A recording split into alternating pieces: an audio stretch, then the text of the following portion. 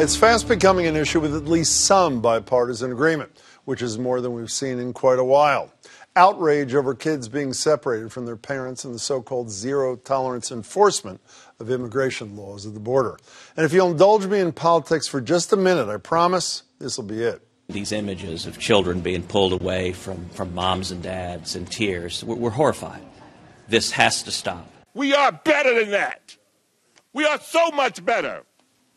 The number of Republicans speaking out against the practice is growing by the day. In fact, the head of the Conservative Freedom Caucus, that's Congressman Mark Meadows, introduced his own proposal today that would end family separation at the border as a standalone bill. No wall, just this.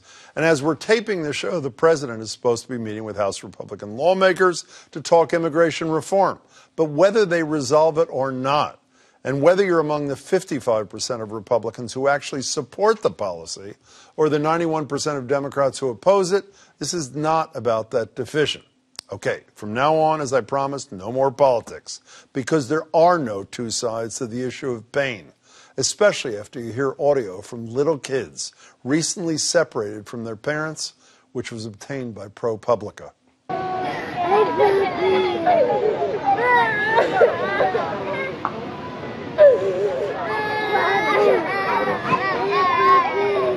Bueno, aquí tenemos una orquesta. An orchestra, he says.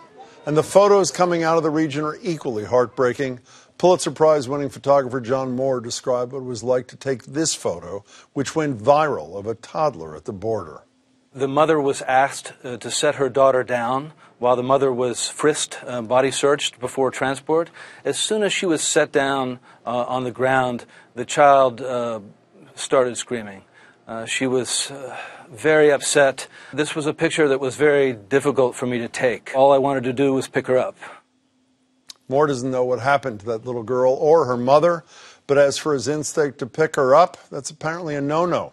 The head of the American Academy of Pediatrics told the Associated Press over the weekend that staff at detention facilities told her they are not allowed to pick up, hold, hug, or even touch crying children. So, what's the impact? Jacqueline Baba is a human rights professor at the Harvard School of Public Health, Harvard Law, and the Kennedy School, and author of Child Migration and Human Rights in a Global Age. Jacqueline, thanks for being here. Heather Perez, an attorney for Project PAIR. It represents immigrants in detention and those seeking asylum. Good to see you, Heather. And Dr. Louise Ivers is executive director of Mass General's Center for Global Health. She's worked extensively with kids separated from their parents in disaster situations, as well as orphans and other vulnerable children. Doctor, thank you for being here. Let me start with you. Let's assume the best case scenario, which I can't imagine happening. The president says tomorrow, and he has the power to do this, is over, end the policy, reunite the kids with their parents, assuming they could make that reunification.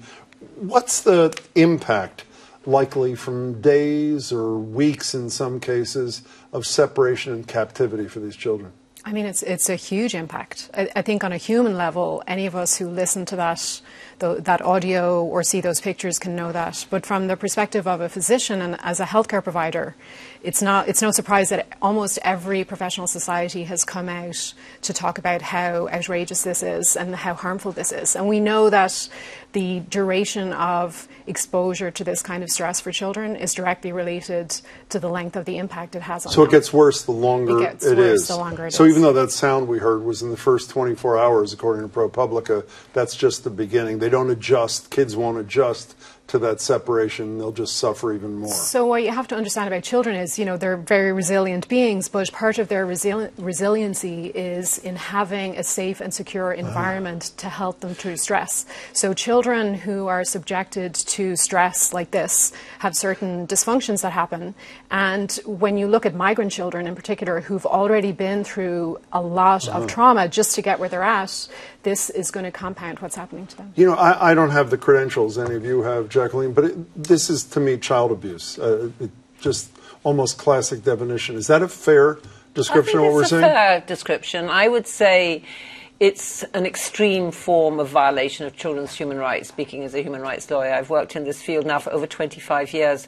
I think this is probably the most extreme government-propelled harm against innocent children in the migration field that I've seen.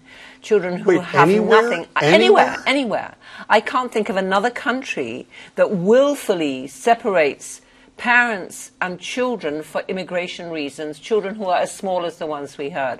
I don't think I know of a precedent. You know, while you don't, again, you're not approaching the public health issue like these two people are, you read a story that my radio colleague Marjorie Egan wrote yesterday about a young boy who was separated from his mother for 99 days, but he was home with his father. Despite being with his father, he said he wanted to go to prison with his mother. He didn't want to socialize. Is that the kind of thing you see with the people you represent and their children? Absolutely. And so I focus on representing adults who are unjustly detained by immigration.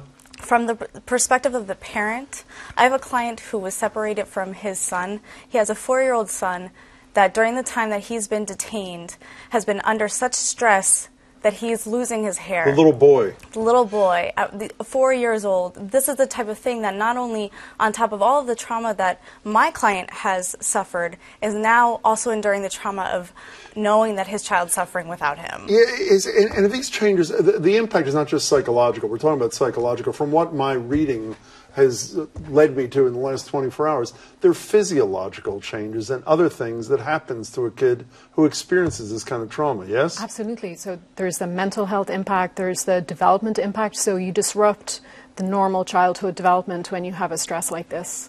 And we know from, I mean, this is not the first time in this country that children have been separated from their parents in targeted attempts to disrupt certain lives. Native Americans were separated. We know Japanese Americans who were interned in World War II.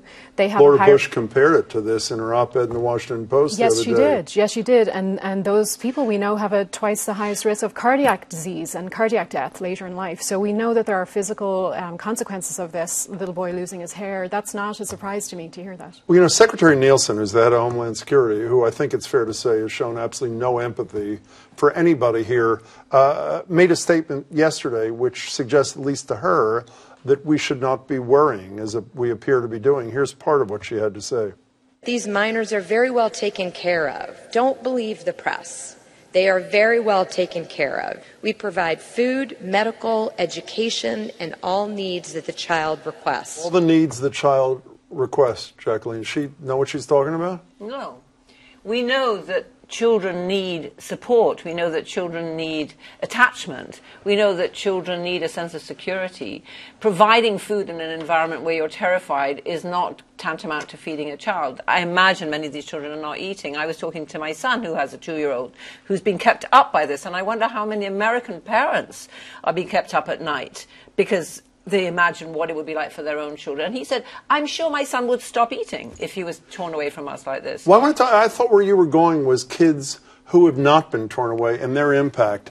In January of 2016, I had an opportunity to talk to candidate Trump about the impact of his anti-Muslim policies. Here's a little bit of our discussion, which I think is relevant to this. First me, and then candidate Donald Trump. Here it is. Do you worry about the effect of what you say on young Muslim American and Mexican American kids, Donald Trump? I do. But, you know, we have a problem in this country, and we have a tremendous problem with illegal immigration, and we have a tremendous problem of who we allow in.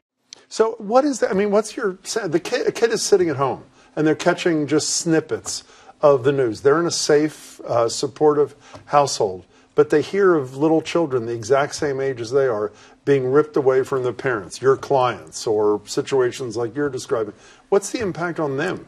Well, this is a tactic that is meant to demonize the people who are here seeking asylum, seeking refuge in the United States, and to dehumanize even children in the United States. This tactic is not about actually caring for that child or making sure that that child is well taken care of. It's a tactic to try to deter those individuals from seeking refuge here in the United States. But what does it do to that kid, your kid, my kid, who's the same age, who's just sitting at home, not watching cable 24 hours, but picking up little snippets of what is obvious cruelty, seeing these kids lying on the floor, seeing them being caged in southern Texas? How does that kid react to this?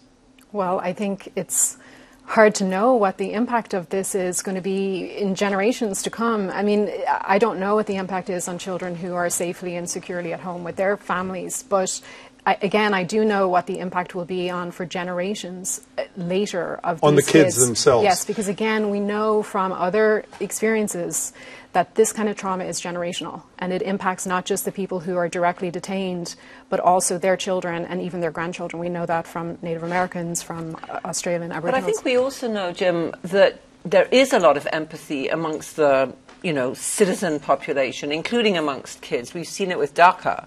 We've seen how kids who have no immigration problem of their own, and I see it at Harvard amongst, students, they feel tremendously implicated. And I can imagine that if I was a parent, I mean, I am a parent, my kids are grown up, but if I had small children, I was driving them to school, and that clip that you just played of the children crying, I would probably turn the radio off. I wouldn't want my children to hear that, because I can imagine, I'm sure that that's the stuff of nightmares, and children will say, well, why them? Why not me? What's exactly. Am I going to be taken away from you? That sort of thing. Yeah. I want to get to where I was about to ask you, is this, to use a non-medical term, fixable, reversible later? You seem to be saying that the worst of this is not. Is that where you're going, Doc? Well, I think the fix to being separated is to be reunited. And in addition to some pictures like this that we've seen of children being torn away, if you experience a kind of reunification of a family, whether it's just at the airport or whether it's after this kind of detention, you can see the joy and how that can be healing. But the question is, does that fix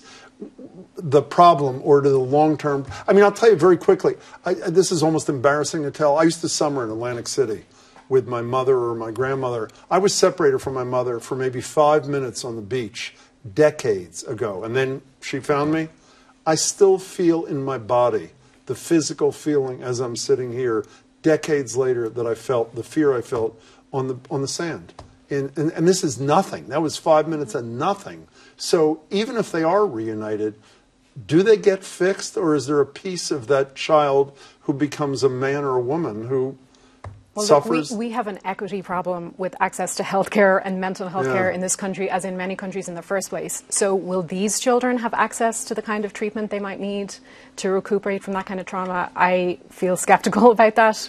But could it be fixable? Yes, I think it could be fixable. Are you as optimistic that it could be? No, I'm not actually, because I think we have evidence, for example, from the kids who are in Romanian orphanages, that even after being taken out of those orphanages and being placed in loving families, the impact of separation and lack of stimulation or trauma is kind of along the life course. So I'm sure there's a population variable. There will be some children, especially if it's a short separation of a week, who might get over it. Though I must say, Jim, that when you made that story, I was thinking myself, I was separated from my parents when I was 10 for a week, and I still get nightmares of it, and I'm over 60. So I'm sure there's a lifelong impact. And I think particularly when you have this sense of insecurity that at any moment, for reasons you don't understand, it can happen again. Isn't that the stuff of nightmares? I would have thought so. Our clients as well, a lot of times, even when we're successful, even when there is family reunification, those clients don't even want to see us again, because we're reminding them of the time that they were separated from their child. And that it could happen again. Exactly. And you had a final I just thought, want to Dr. add that these children have already sustained an immense amount of trauma and stress just to get to the border. They've crossed 2 or 3 international borders. Adding this acute, forced, deliberate harm to them really is going to be very dramatic. Jacqueline, I appreciate your time. Thank you so much. Heather, thank you for yours. And Dr. Pleasure to meet you. Thank you. I really appreciate all three of you. We care a lot about this story, and I'm guessing you do too. So for all the latest details to keep up, visit WGBHnews.org.